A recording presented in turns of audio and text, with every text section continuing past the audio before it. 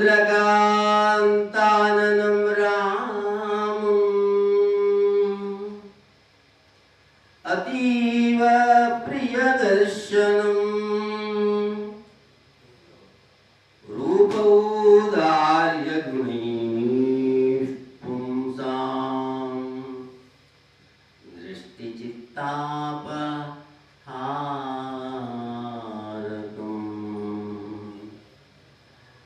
रूपौदार्यगुणैः पुंसां दृष्टिचित्तापहारकम्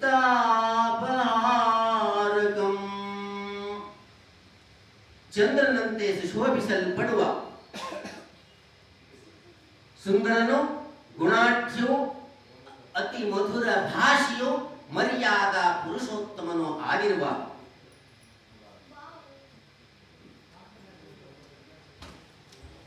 ಮಹಾಮಹಿಮ ಪುರುಷೋತ್ತಮನಾಗಿರ್ತಕ್ಕಂತಹ ಶ್ರೀರಾಮಚಂದ್ರನ ಧ್ಯಾನವನ್ನ ಮಾಡುತ್ತಾ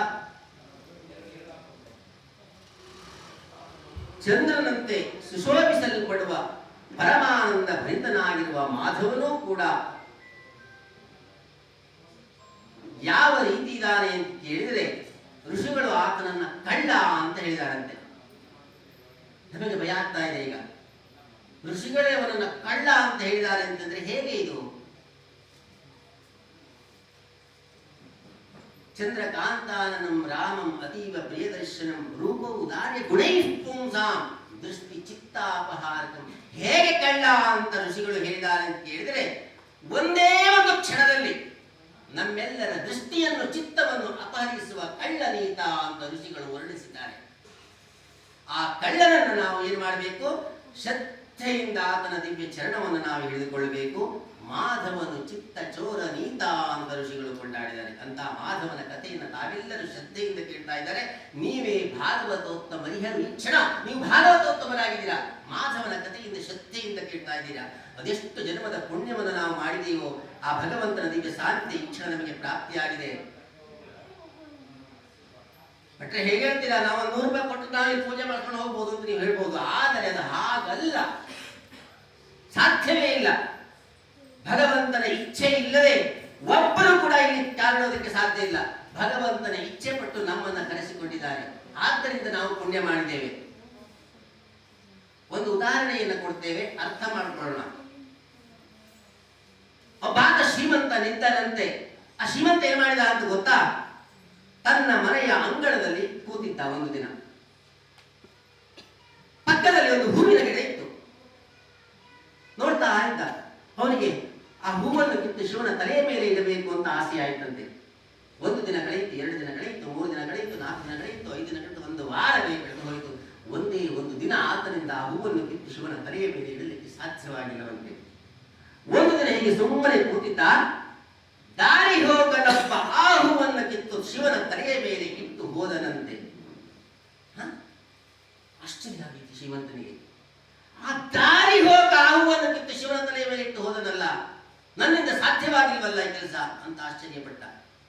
ಆಗ ಸತ್ಯ ಆತನಿಗೆ ಗೋಚರ ಆಯಿತು. ಶಿವನು ಈ ಶ್ರೀಮಂತನಿಂದ ಆ ಹೂವನ್ನು ಇಚ್ಛಿಸಲಿಲ್ಲ. ಇದು ಸತ್ಯವಾಗಿರತಕ್ಕಂತಹ ವಿಷಯ. ಆ ದಾರಿ ಹೋಗಲಿಂದ ಆ ಹೂವನ್ನು ಇಚ್ಛಿಸಿದ್ದ ಶಿವನು. ಆದ್ದರಿಂದ ಶಿವನ ಇಚ್ಛೆ ಇಲ್ಲದೆ ಯಾವೊಬ್ಬನು ಶಿವನ ಸೇವೆಯನ್ನ ಮಾಡುವುದಕ್ಕೆ ಸಾಧ್ಯ ಇಲ್ಲ. ಮಹಾವಿಷ್ಣುವಿನ ಸೇವೆಯನ್ನ ಮಾಡುವುದಕ್ಕೆ ಸಾಧ್ಯವಿಲ್ಲ. ಗುರು ಸೇವೆಯನ್ನ ಮಾಡುವುದಕ್ಕೆ ಸಾಧ್ಯವಿಲ್ಲ ಎಂಬಲ್ಲಿಗೆ ಭಗವಂತನ ಇಚ್ಛೆಯ ಪ್ರಕಾರ ನಾವೆಲ್ಲರೂ ಈ ಕ್ಷಣದಲ್ಲಿ ಅವನ ಸನ್ನಿಧಾನದಲ್ಲಿ ಇದ್ದೇವೆ ಅಂತಂದ್ರೆ ಭಗವಂತ ನಮ್ಮನ್ನ ಪ್ರೀತಿಸಿಹನು, ನಾವು ಧನ್ಯರಾಗಿದ್ದೇವೆ. ಎಲ್ಲರೂ ಒಂದು ಕ್ಷಣ ಹೇಳ್ಕೊಳ್ಳಿ, ಧನ್ಯೋಸ್ಮಿ ಅಂತ ಮನಸ್ಸಿನ ಆಳದಲ್ಲಿ ಹೇಳ್ಕೊಳ್ಳಿ. ನಾವು ಧನ್ಯ. ಈಗ ಹಿಂದೆ ಏನು ಮಾಡಿದೆವು, ಮುಂದೆ ಏನು ಮಾಡ್ತೇವೆ ನಮಗೆ ಯಾರಿಗೂ ಬೇಡ. ಈ ಕ್ಷಣ ಏನು ಸಾರ್ಥಕವಾಗಿದೆ ನಮ್ಮ ಬಾಳು. ಆದ್ದರಿಂದ ತಾವೆಲ್ಲರೂ ಕೂಡ ಭಗವತ್ ಭಕ್ತರಿದ್ದೀರಾ, ಭಾಗವತೋತ್ತಮರಿಹರಿ, ಭಾಗವತೋತ್ತಮರಾಗಿದ್ದಾರೆ ಎಲ್ಲರೂ ಕೂಡ. ಹೀಗೆ ನಾರದರು ಭೂಲೋಕದಲ್ಲಿ ಮಾಧವನ ಕಥೆಯನ್ನ ವಿಜೃಂಭಣೆಯಿಂದ ಬೋಧಿಸ್ತಾ ಇದ್ದಾರೆ. ಇದನ್ನೆಲ್ಲವನ್ನ ಅರಿತ ಅಂಗಧ್ವಜನೆಂಬ ರಾಜ ಏನು ಮಾಡಿದ ಅಂತ ಗೊತ್ತಾ? ನರ್ಮದಾ ನದಿ ತೀರದಲ್ಲಿ ಶ್ರೀ ಸತ್ಯನಾರಾಯಣ ಸ್ವಾಮಿ ಪೂಜೆಯನ್ನು ಮಾಡ್ತಾ ಇದ್ದ. ಅತ್ಯಂತ ಶ್ರದ್ಧಾ ಭಕ್ತಿ ಸಮನ್ವಿತನಾಗಿರ್ತಕ್ಕಂಥ ಅಂಗಧ್ವಜನೆಂಬ ರಾಜ ನರ್ಮದಾ ನದಿ ತೀರದಲ್ಲಿ ವೈಭವೋಪೇತವಾಗಿ ಶ್ರೀ ಸತ್ಯನಾರಾಯಣ ಸ್ವಾಮಿ ಪೂಜೆಯನ್ನು ಮಾಡ್ತಾ ಇದ್ದ. ಅಲ್ಲಿಗೆ ಒಬ್ಬ ಚಿನ್ನದ ವ್ಯಾಪಾರಿ ಬರ್ತಾನೆ. ಬಂದ ಆ ವೈಶ್ಯನು ರಾಜನ ಬಳಿ ಕೇಳ್ತಾನೆ, ಅಯ್ಯ ರಾಜನು, ತಾವು ಮಾಡುತ್ತಿರುವ ಈ ಪೂಜೆ ಏನು ಪೂಜೆ? ಈ ಪೂಜೆಯನ್ನು ಮಾಡಿದ್ರೆ ಎಂಥ ಫಲ ಅಂತ ಪ್ರಶ್ನೆ ಮಾಡ್ತಾನೆ. ಅದಕ್ಕೆ ರಾಜ ಹೇಳ್ತಾನೆ, ನನಗೆ ಮಕ್ಕಳಿಲ್ಲದ ಕಾರಣ ನಾನು ಶ್ರದ್ಧೆಯಿಂದ ಶ್ರೀ ಸತ್ಯನಾರಾಯಣ ಸ್ವಾಮಿ ಈ ನರ್ಮದಾ ನದಿ ತೀರದಲ್ಲಿ ಮಾಡ್ತಾ ಇದ್ದೇನೆ. ಈ ವ್ರತವನ್ನ ಮಾಡಿದರೆ ಸಮಸ್ತ ವಿಧ ಕಷ್ಟಗಳಿಂದ ಮುಕ್ತಿಯನ್ನ ಪಡೆಯಬಹುದು. ಸಂತಾನವಿಲ್ಲದವರು ಸಂತಾನ ಫಲವನ್ನ ಪಡೆಯಬಹುದು, ಹಣವಿಲ್ಲದವರು ಹಣವನ್ನ ಪಡೆಯಬಹುದು, ವಿದ್ಯೆ ಇಲ್ಲದವರು ವಿದ್ಯೆಯನ್ನ ಪಡೆಯಬಹುದು. ಹೀಗೆ ಸಕಲ ಸಂಕಷ್ಟಗಳಿಂದ ಮುಕ್ತಿಯನ್ನ ಪಡೆಯಬಹುದು, ಸಕಲ ಇಚ್ಛೆಗಳನ್ನು ಕೂಡ ಪೂರೈಸಿಕೊಳ್ಳಬಹುದು ಅಂತ ರಾಜ ಆ ವೈಶ್ಯನಿಗೆ, ಚಿನ್ನದ ವ್ಯಾಪಾರಿಗೆ ಹೇಳ್ತಾನೆ. ಚಿನ್ನದ ವ್ಯಾಪಾರಿ ಒಂದು ಕ್ಷಣ ಯೋಚಿಸ್ತಾನೆ. ಆತನಿಗೆ ಮಕ್ಕಳಿಲ್ಲವಾಗಿತ್ತಂತೆ. ಆತ ಏನ್ ಮಾಡ್ತಾನೆ ಅಂತ ಕೇಳಿದ್ರೆ, ತನಗೂ ಸತ್ಸಂತಾನ ಫಲ ಪ್ರಾಪ್ತಿಯಾದರೆ ತಾನೂ ಕೂಡ ಶ್ರೀ ಸತ್ಯನಾರಾಯಣ ಸ್ವಾಮಿ ವ್ರತವನ್ನ ಮಾಡುತ್ತೇನೆಂದು ಮನಸ್ಸಿನಲ್ಲಿ ಅರಸಿಕೊಳ್ತಾನೆ. ತನ್ನ ಮನೆಗೆ ಹೋಗ್ತಾನೆ. ತನ್ನ ಮಡದಿಯಾದ ಲೀಲಾವತಿಯವರ ಬಳಿ ವಿಷಯವನ್ನು ಹೇಳ್ತಾನೆ. ಹೀಗೆ ಕೆಲವು ಕಾಲ ಕಳೀತದೆ. ನವಮಾಸಗಳು ಕಳೆದಾದ ಮೇಲೆ ಲೀಲಾವತಿಯು ಗರ್ಭವತಿಯಾಗಿ ಒಂದು ಹೆಣ್ಣು ಮಗಳನ್ನ ಪಡಿತಾಳೆ. ಅತ್ಯಂತ ಸಂತೋಷದಿಂದ ಲೀಲಾವತಿಯವರು ಮತ್ತು ಚಿನ್ನದ ವ್ಯಾಪಾರಿಯು ತಮ್ಮ ಮಗಳಿಗೆ ಕಲಾವತಿ ಹೇಳ್ತಕ್ಕಂಥ ನಾಮಕರಣವನ್ನು ಮಾಡ್ತಾರಂತೆ. ಆವಾಗ ಲೀಲಾವತಿಯವರು ಯಜಮಾನರನ್ನು ಎಚ್ಚರಿಸ್ತಾಳೆ. ಶ್ರೀ ಸತ್ಯನಾರಾಯಣ ಸ್ವಾಮಿ ವ್ರತವನ್ನು ಹರಿಸಿಕೊಂಡಿದ್ದರಿಂದ ನಮಗೆ ಕಲಾವತಿ ಹುಟ್ಟಿದಾಳೆ, ನಾವು ಆದಷ್ಟು ಬೇಗ ಈ ವ್ರತವನ್ನು ಮಾಡೋಣ ಅಂತ ತಮ್ಮ ಯಜಮಾನರಿಗೆ ಹೇಳ್ತಾಳೆ.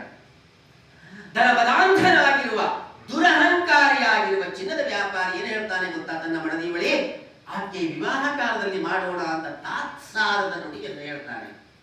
ಹೀಗೆ ಮತ್ತೆ ಕೆಲವು ಕಾಲ ಕಳೀತದೆ.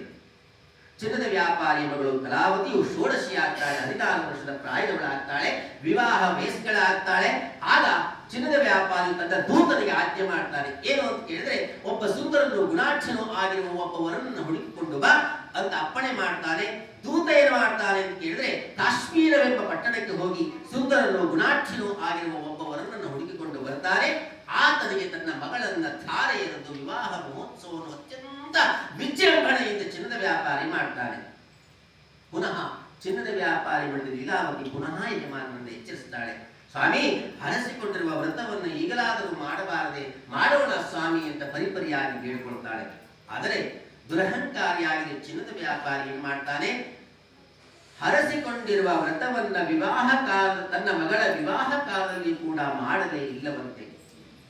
ಈಗ ವೈಕುಂಠ ಲೋಕದಲ್ಲಿ ಒಂದು ಭಗವಂತ ಒಂದು ಯೋಚಿಸ್ತಾನೆ. ಈ ಚಿನ್ನದ ವ್ಯಾಪಾರಿ ತಕ್ಕುದಾದ ಶಿಕ್ಷೆಯನ್ನು ಕೊಡಬೇಕು ಅಂತ ಯೋಚಿಸ್ತಾನೆ. ಆದಿಶೇಷಶಾಹಿಯಾಗಿರ್ತಕ್ಕಂಥ ಭಗವಂತ ಚಿನ್ನದ ವ್ಯಾಪಾರಿಗೆ ಶಾಪವನ್ನು ನೀಡ್ತಾನೆ. ಹೇಗೆ? ಚಿನ್ನದ ವ್ಯಾಪಾರಿ ಭಗವಂತನ ಕೋಪಕ್ಕೆ ಗುರಿಯಾಗ್ತಾನೆ. ಕೆಲವು ದಿನ ಕಳೀತದೆ. ಒಂದು ದಿನ ಏನು ಮಾಡ್ತಾನೆ ಅಂತ ಕೇಳಿದ್ರೆ, ಚಿನ್ನದ ವ್ಯಾಪಾರಿ ವ್ಯಾಪಾರಕ್ಕಾಗಿ ರಕ್ತಸಾರವೆಂಬ ಪಟ್ಟಣಕ್ಕೆ ಹೋಗ್ತಾನಂತೆ. ರಕ್ತಸಾರವೆಂಬ ಪಟ್ಟಣಕ್ಕೆ ಹೋದಾಗ ಅಲ್ಲಿ ಒಂದು ಘಟನೆ ನಡೀತದೆ. ವ್ಯಾಪಾರಕ್ಕಾಗಿ ರಕ್ತಸಾರವೆಂಬ ಪಟ್ಟಣಕ್ಕೆ ಹೋದಾಗ ಆಯಾಸಗೊಳ್ಳುತ್ತಾರೆ. ಮಾರ್ಗ ಮಧ್ಯೆ ಆಯಾಸಗೊಂಡಾಗ ವಿಶ್ರಾಂತಿಯನ್ನು ಪಡೆದ ಆ ಚಿನ್ನದ ವ್ಯಾಪಾರಿ ಮತ್ತು ಆತನ ಅಳಿಯ ಒಂದು ವಟವೃಕ್ಷದ ಕೆಳಗೆ ಸ್ವಲ್ಪ ಹೊತ್ತು ವಿಶ್ರಮಿಸುತ್ತಾರೆ, ಮಲಗಿಕೊಳ್ಳುತ್ತಾರೆ. ಅದೇ ಸಂದರ್ಭದಲ್ಲಿ ಏನಾಗುತ್ತೆ ಅಂತ ಕೇಳಿದ್ರೆ, ಕಳ್ಳರೈವರು ರಾಜಧನವನ್ನ ಅಪಹರಿಸಿಕೊಂಡು ಅದೇ ಮಾರ್ಗವಾಗಿ ಬರ್ತಾ ಇದ್ದಾರೆ. ಆ ಕಳ್ಳರನ್ನ ರಾಜಭಟರು ನೋಡ್ತಾರೆ. ಕಳ್ಳರಿಗೆ ಗೊತ್ತಾಯಿತು ತಮ್ಮನ್ನ ರಾಜಭಟರು ನೋಡಿದ್ರು ಅಂತ ತಿಳಿದ ಕಳ್ಳರು ಏನ್ ಮಾಡ್ತಾರೆ? ತಮ್ಮ ಕೈಯಲ್ಲಿರುವ ರಾಜಧನವನ್ನ ಚಿನ್ನದ ವ್ಯಾಪಾರಿಯ ತಲೆಯ ಮೇಲೆ ಇಟ್ಟು ಓಡಿ ಹೋಗ್ತಾರೆ. ಸ್ವಲ್ಪ ಹೊತ್ತಿನ ನಂತರ ರಾಜಭಟರು ಬಂದು ನೋಡುತ್ತಾರೆ, ಚಿನ್ನದ ವ್ಯಾಪಾರಿಯ ತಲೆಯ ಮೇಲೆ ರಾಜಧನವಿರುತ್ತೆ. ಇವರೇ ಕಳ್ಳರನ್ನು, ಯಾರನ್ನ? ಚಿನ್ನದ ವ್ಯಾಪಾರಿ ಮತ್ತು ಆತನ ಅಳಿಯನನ್ನ ಇವರೇ ಕಳ್ಳರೆಂದು ತೀರ್ಮಾನಿಸಿ ಆ ರಾಜಭಟರು ಏನ್ ಮಾಡ್ತಾರೆ? ಚಿನ್ನದ ವ್ಯಾಪಾರಿ ಮತ್ತು ಆತನ ಅಳಿಯನನ್ನ ಬಂಧಿಸಲ್ಪಡ್ತಾರೆ. ಘೋರವಾದ ಕಾರಾಗೃಹದಲ್ಲಿ ಇರಿಸ್ತಾರೆ. ಬಹಳ ಕಷ್ಟಕ್ಕೆ ಗುರಿಯಾಗ್ತಾರೆ ಚಿನ್ನದ ವ್ಯಾಪಾರಿ ಮತ್ತು ಆತನ ಅಳಿಯ. 14 ವರ್ಷಗಳ ಕಾಲ ಘೋರವಾದ ಕಾರಾಗೃಹವಾಸವನ್ನ ಈ ಚಿನ್ನದ ವ್ಯಾಪಾರಿ ಮತ್ತು ಆತನ ಅಳಿಯ ಅನುಭವಿಸುತ್ತಾರಂತೆ. ಒಂದು ದಿನ ಚಿನ್ನದ ವ್ಯಾಪಾರಿಯ ಬಳಿದ ಲೀಲಾವತಿಯವರು ಮತ್ತು ಕಲಾವತಿಯವರು ಒಬ್ಬರ ಮನೆಯಲ್ಲಿ ಶ್ರೀ ಸತ್ಯನಾರಾಯಣ ಸ್ವಾಮಿ ಪೂಜೆಯಲ್ಲಿ ಭಾಗವಹಿಸಿರುತ್ತಾರೆ. ಪರಿಪರಿಯಾಗಿ ಭಗವಂತನನ್ನು ಬೇಡಿಕೊಳ್ಳುತ್ತಾರೆ. ತಮ್ಮ ಯಜಮಾನರಿಗೆ ಸದ್ಬುದ್ಧಿಯನ್ನು ದಯಪಾಲಿಸು, ಹರಿಸಿಕೊಂಡಿರುವ ವ್ರತವನ್ನು ಮಾಡುವ ಮಹಾಭಾಗ್ಯವನ್ನು ನನಗೆ ಕರುಣಿಸುವಂತ ಪ್ರಾರ್ಥಿಸುತ್ತಾರೆ.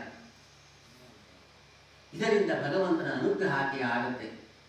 'ಹೇಗೆ ಅನುಗ್ರಹ ಆಗುತ್ತೆ ಅಂತ ಕೇಳಿದ್ರೆ, ಅತ್ತ ರಕ್ತಸಾರವೆಂಬ ಪಟ್ಟಣದ ಅಧಿಪತಿಯು ಚಂದ್ರಸೇನ ಮಹಾರಾಜನ ಸ್ವಪ್ನದಲ್ಲಿ ಒಂದು ದೃಷ್ಟಾಂತವಾಯಿತು ಅಂದು. ಆ ಚಂದ್ರಸೇನ ಮಹಾರಾಜನ ಸ್ವಪ್ನದಲ್ಲಿ ಏನು ದೃಷ್ಟಾಂತವಾಯಿತು ಅಂತ ಕೇಳಿದರೆ, ಆ ಚಿನ್ನದ ವ್ಯಾಪಾರಿ ಮತ್ತು ಆತನ ಅಳಿಯ ನಿರಪರಾಧಿಗಳಿರ್ತಾರೆ, ಅವರನ್ನ ಬಿಡುಗಡೆ ಮಾಡುವಂತ ಭಗವಂತ ಅವನಿಗೆ ಸ್ವಪ್ನದಲ್ಲಿ ದೃಷ್ಟಾಂತವನ್ನಿತ್ತರಂತೆ. ಥಟ್ಟನೆ ಹೇಳ್ತಾನೆ ರಾಜ, ಓಹ್, ನಮ್ಮಿಂದ ಅಪರಾಧವಾಗಿದೆ, ನಿರಪರಾಧಿಗಳಾಗಿರ್ತಕ್ಕಂಥ ಚಿನ್ನದ ವ್ಯಾಪಾರಿ ಮತ್ತು ಆತನ ಅಳಿಯನ್ನು ಬಂಧಿಸಲ್ಪಟ್ಟಿದ್ದೇವೆ, ನನ್ನ ಅಪ್ಪಣೆಯಿಂದ ಅವರು ಕಾರಾಗೃಹದಲ್ಲಿದ್ದಾರೆ, ತನ್ನಿಂದ ತಪ್ಪಾಗಿದೆ ಅಂತ ತಿಳಿದ ರಾಜನೇನು ಮಾಡ್ತಾನೆ, ಅದೇ ಮಧ್ಯರಾತ್ರಿಯಲ್ಲಿ ಒಡ್ಡೋಲಗವನ್ನು ಕರೀತಾನೆ, ಸಭೆ ಕರೀತಾನಂತೆ. ಆ ಸಭೆಗೆ ಚಿನ್ನದ ವ್ಯಾಪಾರಿ ಮತ್ತು ಆತನ ಅಳಿಯನನ್ನು ಸಭೆಗೆ ಕರೆಸ್ತಾನೆ. ಅವರಿಗೆ ತನ್ನಿಂದ ತಪ್ಪಾಗಿದೆ ಅಂತ ಕೇಳ್ಕೊಳ್ತಾನೆ, ಕ್ಷಮಿಸಬೇಕು ಅಂತ ಕೇಳ್ತಾನೆ ರಾಜ. ನಿರಪರಾಧಿಗಳಾಗಿರ್ತಕ್ಕಂಥ ನಿಮ್ಮನ್ನು ಇಷ್ಟು ವರ್ಷಗಳ ಕಾಲ ಕಾರಾಗೃಹದಲ್ಲಿ ಇರಿಸಿದ್ದೆ, ಇನ್ನು ನಿಮಗೆ ಬಿಡುಗಡೆ ಭಾಗ್ಯ ಬಂದಿದೆ, ನೀವು ನಿಮ್ಮ ಪುರಕ್ಕೆ ಪಟ್ಟಣಕ್ಕೆ ಹೋಗಬಹುದು ಅಂತ ಹೇಳ್ತಾ ಪುನಃ ರಾಜಧನವನ್ನು ವಸ್ತ್ರಾಭರಣಗಳಿಂದ ಅಲಂಕರಿಸಿ ಅವರನ್ನು ಬೀಳ್ಕೊಳ್ತಾನೆ. ಅತ್ಯಂತ ಸಂತೋಷದಿಂದ ಚಿನ್ನದ ವ್ಯಾಪಾರಿ ಮತ್ತು ಆತನ ಅಳಿಯ ತಮ್ಮ ಪಟ್ಟಣಕ್ಕೆ ಬರ್ತಾ ಇರ್ತಾರೆ. ರಾಜನು ಕೊಟ್ಟಿರುವ ರಾಜಧನವನ್ನು, ವಸ್ತ್ರಗಳನ್ನು ಒಂದು ನಾವಿಯಲ್ಲಿ ತುಂಬಿಸಿ ನರ್ಮದಾ ನದಿಯನ್ನು ದಾಟಿ ಬರ್ತಾ ಇರ್ತಾರೆ. ಭಗವಂತ ಪುನಃ ಇವರನ್ನ ಒಳಪಡಿಸಬೇಕು ಅಂತ ಯೋಚಿಸ್ತಾನೆ. ಹೇಗೆ ಬರ್ತಾನೆ ಭಗವಂತ ಅಂತ ಹೇಳಿದ್ರೆ, ಒಬ್ಬ ವೃದ್ಧ ಸನ್ಯಾಸಿ ವೇಷಧಾರಿ ಈ ಚಿನ್ನದ ವ್ಯಾಪಾರಿ ಮುಂದೆ ಬರ್ತಾನೆ. ಬಂದು ಚಿನ್ನದ ವ್ಯಾಪಾರಿಯನ್ನು ಪ್ರಶ್ನೆ ಮಾಡ್ತಾನೆ. ಆ ನಾವಿಯಲ್ಲಿ ಏನಿದೆ ಅಂತ ಭಗವಂತ ಪ್ರಶ್ನೆ ಮಾಡ್ತಾನೆ. ಅದಕ್ಕೆ ಚಿನ್ನದ ವ್ಯಾಪಾರಿ ಯೋಚಿಸ್ತಾನೆ, ಇವನು ಯಾರೋ ಕಳ್ಳನಿರಬೇಕು ಅಂತ ಯೋಚಿಸಿ ಅಲ್ಲಿ ಬರೀ ಎಲೆಬಳ್ಳಿಗಳಿದೆ ಅಂತ ಸುಳ್ಳಿನ ಸ್ಪರ್ಧೆಯನ್ನು ಕಟ್ತಾನೆ. ಅಷ್ಟು ಹೇಳಿ ವೃದ್ಧ ಸನ್ಯಾಸಿ ಅದೃಶ್ಯನಾಗಿಬಿಡ್ತಾನೆ. ಒಂದು ಕ್ಷಣ ತಿರುಗಿ ನೋಡ್ತಾನೆ, ನಾವೆಯಲ್ಲಿ ಬರೀ ಎಲೆಬಳ್ಳಿಗಳಿರುತ್ತವೆ. ತನ್ನ ತಪ್ಪಿನ ಅರಿವಾಯಿತು. ಆಗ ಅಳಿಯ ಹೇಳ್ತಾನೆ, ನೀವು ಸುಳ್ಳು ಹೇಳಿದಿರಾ ವೃದ್ಧ ಸನ್ಯಾಸಿ ಬಳಿ, ಅವನ ಕಾಲಿಗೆ ಬಿದ್ದು ಕ್ಷಮಾಪಣೆ ಕೇಳಿ ಅಂತ ಹೇಳ್ತಾನೆ. ಆ ನದಿ ತೀರದಲ್ಲಿ ಹುಡುಕ್ತಾರೆ, ಅವನ ಕಾಲಿಗೆ ಬಿದ್ದು ಕ್ಷಮಾಪಣೆಯನ್ನು ಹೇಳ್ತಾರೆ. ಪುನಃ ರಾಜನ ಅಲ್ಲಿ ಇರುತ್ತೆ. ಪುನಃ ವಸ್ತ್ರಾಭರಣ ಅಲಂಕರಿಸಿ ಆ ನಾವಿಯನ್ನು ತುಂಬಿ ತುಳುಕ್ತಾ ಇರುತ್ತೆ. ಪುನಃ ಅವರು ನದಿಯನ್ನು ದಾಟಿ ತಮ್ಮ ಪಟ್ಟಣಕ್ಕೆ ಬರುತ್ತಾ ಇರ್ತಾರೆ. ಹೀಗೆ ಬರುತ್ತಿರುವುದನ್ನು ಒಬ್ಬ ದೂತ ನೋಡ್ತಾರಂತೆ. ಆತನಿಗೆ ಸಂತೋಷವಾಯಿತು ದೂತನಿಗೆ. ಆ ದೂತ ಏನು ಮಾಡ್ತಾನೆ ಅಂತ ಕೇಳಿದ್ರೆ, ತನ್ನ ಯಜಮಾನರು ಮತ್ತು ಅಳಿಯನು ಬರ್ತಾ ಇರ್ತಕ್ಕಂಥ ಶುಭವಾರ್ತೆಯನ್ನ ಓಡಿ ಹೋಗಿ ಆತನ ಮಡಿದಿಯಾದ ಲೀಲಾವತಿ ಮತ್ತು ಕಲಾವತಿ ವರೆಗೆ ಹೇಳ್ತಾನೆ ಸಂತೋಷದಿಂದ. ಆದರೆ ಆ ಕ್ಷಣದಲ್ಲಿ ಇಲ್ಲಿ ಲೀಲಾವತಿ ಮತ್ತು ಕಲಾವತಿಯವರು ಒಬ್ಬರ ಮನೆಯಲ್ಲಿ ಶ್ರದ್ಧೆಯಿಂದ ಶ್ರೀ ಸತ್ಯನಾರಾಯಣ ಸ್ವಾಮಿ ಪೂಜೆಯಲ್ಲಿ ಭಾಗವಹಿಸಿರ್ತಾರೆ. ಹೀಗೆ ನಮ್ಮ ಹಾಗೆ ಭಾಗವಹಿಸಿರ್ತಾರೆ. ಈ ದೂತ ಯಾವಾಗ ಹೇಳ್ತಾರೋ, ನಿಮ್ಮ ಯಜಮಾನರು ಮತ್ತು ಅಳಿಯ ನಾವಿಯಿಂದ ಬರ್ತಾ ಇದ್ದಾರೆ ಅಂತ ಶುಭವಾರ್ತೆಯನ್ನು ಯಾವಾಗ ಹೇಳ್ತಾನೋ, ಆ ಪೂಜೆಯನ್ನು ಅರ್ಥದಲ್ಲಿ ಎದುರಿಸಿ ನದಿ ತೀರಕ್ಕೆ ಇವರು ಬರ್ತಾರಂತೆ, ಲೀಲಾವತಿ ಮತ್ತು ಕಲಾವತಿಯವರು. ಹೀಗೆ ಬರ್ತಾ ಇರ್ತಾರೆ. ನಾವೇ ಸಹಿತ ಆ ಚಿನ್ನದ ವ್ಯಾಪಾರಿ ಮತ್ತು ಆತನ ಅಳಿಯ ನದಿಯಲ್ಲಿ ಮುಳುಗಿ ಹೋಗ್ತಾರೆ. ಘೋರ ದುರಂತ ಒಂದು ಸಂಭವಿಸಿಬಿಡುತ್ತದೆ. ಆ ನದಿ ತೀರದಲ್ಲಿ ಇವರು ಗೋಳಾಡ್ತಾ ಇರ್ತಾರೆ. ಯಾರು? ಚಿನ್ನದ ವ್ಯಾಪಾರಿಯ ಮಡದಿ ಲೀಲಾವತಿ ಮತ್ತು ಕಲಾವತಿಯವರು. ಯಾಕಿಂತ ಕಷ್ಟವನ್ನು ನನಗೆ ಕೊಟ್ಟೆ ಅಂತ ಗೋಳಾಡ್ತಾ ಇದ್ದಾರೆ. ಆಗ ವೃದ್ಧ ಸನ್ಯಾಸಿಯ ವೇಷಧಾರಿಯಾಗಿ ಭಗವಂತ ಪುನಃ ಅಲ್ಲಿ ಪ್ರತ್ಯಕ್ಷನಾಗ್ತಾನೆ. ವೃದ್ಧ ಸನ್ಯಾಸಿ ವೇಷಧಾರಿಯಾಗಿರ್ತಕ್ಕಂಥ ಭಗವಂತ ಕಲಾವತಿ ಮತ್ತು ಲೀಲಾವತಿಯವರಿಗೆ ಹೇಳ್ತಾನೆ, ಅಮ್ಮ, ಯಾರ ಮನೆಯಲ್ಲಿ ಪೂಜೆಯಾಗುವವರಿಗೆ ಇದ್ದು ಪ್ರಸಾದವನ್ನ ಸ್ವೀಕರಿಸದೆ ಬಂದಿರುವ ಕಾರಣದಿಂದ ನಿಮ್ಮ ಯಜಮಾನರು ಮತ್ತು ಅಳಿಯ ನದಿಯಲ್ಲಿ ಮುಳುಗಿದ್ದಾರೆ. ಪುನಃ ಅವರ ಮನೆಗೆ ಹೋಗಿ ಪ್ರಸಾದವನ್ನ ಸ್ವೀಕರಿಸಿ ಬಂದಿದ್ದಾದಲ್ಲಿ ನಿಮ್ಮ ಯಜಮಾನರು ಮತ್ತು ಅಳಿಯ ಸಿಗ್ತಾರೆ ಅಂತ ಹೇಳಿ ವೃದ್ಧ ಸನ್ಯಾಸಿ ಅದೃಶ್ಯನಾಗಿ ಬಿಡ್ತಾನೆ. ತಮ್ಮ ತಪ್ಪಿನ ಅರಿವಾದ ಚಿನ್ನದ ವ್ಯಾಪಾರಿಯ ಮನೆಯ ಲೀಲಾವತಿ ಮತ್ತು ಕಲಾವತಿಯವರು ಪುನಃ ಪೂಜೆಯಾಗುವವರ ಮನೆಗೆ ಹೋಗಿ ಪ್ರಸಾದವನ್ನು ಸ್ವೀಕರಿಸಿ ನರ್ಮದಾ ನದಿ ತೀರಕ್ಕೆ ಬರ್ತಾರೆ.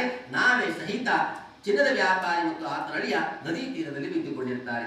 ಅವರನ್ನು ಎಬ್ಬಿಸ್ತಾರೆ. ಇವರು ಅಷ್ಟೊತ್ತಿಗಾಗಲೇ ವೃದ್ಧ ಸನ್ಯಾಸಿ ವೇಷಧಾರಿಯಾಗಿರುವಂತಹ ಭಗವಂತನಲ್ಲಿ ಮತ್ತೆ ಪುನಃ ಬಂದಿರ್ತಾರೆ. ಅವರ ಪಾದಕ್ಕೆ ಎಲ್ಲರೂ ಬೀಳ್ತಾರೆ.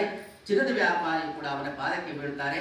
ಆಗ ಸತ್ಯವೊಂದನ್ನ ವೃದ್ಧ ಸನ್ಯಾಸಿ ಚಿನ್ನದ ವ್ಯಾಪಾರಿಗೆ ಹೇಳ್ತಾನೆ, ಅಯ್ಯ, ಹರಸಿಕೊಂಡಿರುವ ಮಗಳ ಕುರಿತಾಗಿ ಹರಸಿಕೊಂಡಿರುವ ವ್ರತವನ್ನ ಮಾಡದೇ ಇರುವ ಕಾರಣದಿಂದ ಇಷ್ಟೊಂದು ಘೋರವಾದ ಕಷ್ಟಕ್ಕೆ ನೀನು ಗುರಿಯಾಗಿದ್ದೀಯಾ. ಇನ್ನಾದರೂ ಹರಸಿಕೊಂಡಿರುವ ವ್ರತವನ್ನ ಮಾಡುವು ಅಂತ ಹೇಳಿ ಅದೃಶ್ಯನಾಗಿ ಬಿಡ್ತಾನೆ. ಚಿನ್ನದ ವ್ಯಾಪಾರಿಗೆ ಪಶ್ಚಾತ್ತಾಪ ಆಗುತ್ತೆ, ತನ್ನ ತಪ್ಪಿನ ಅರಿವಾಗುತ್ತೆ. ಆ ನರ್ಮದಾ ನದಿ ತೀರದಲ್ಲಿ ಆತ ಹರಸಿಕೊಂಡಿದ್ದ ತನ್ನ ಮಗಳಿಗಾಗಿ ವೃದ್ಧ ಸನ್ಯಾಸಿಯ ಅಪ್ಪಣೆಯ ಮೇರೆಗೆ ಆ ನರ್ಮದಾ ನದಿ ತೀರದಲ್ಲಿ ತನ್ನ ಮಡತೆಯನ್ನು ದೊಡಗೂಡಿಕೊಂಡು ನೆಂಟರಿಷ್ಟರಿಂದ ದೊಡಗೂಡಿಕೊಂಡು ಆ ನರ್ಮದಾ ನದಿ ತೀರದಲ್ಲಿ ಹರಸಿ ಸತ್ಯನಾರಾಯಣ ಸ್ವಾಮಿ ಈ ವ್ರತವನ್ನು ಮಾಡ್ತಾನೆ. ಭಗವಂತನ ಪೂರ್ಣ ಅನುಗ್ರಹಕ್ಕೆ ಆತ ಪಾತ್ರನಾಗ್ತಾನೆ ಎಂಬಲ್ಲಿಗೆ 4ನೇ ಅಧ್ಯಾಯ ಸಮಾಪ್ತಿಯಾಗತ್ತೆ. ಸತ್ಯಾಸಂತೋ ಯಜಮಾನಸ್ಯ ಕಾಮಾಃ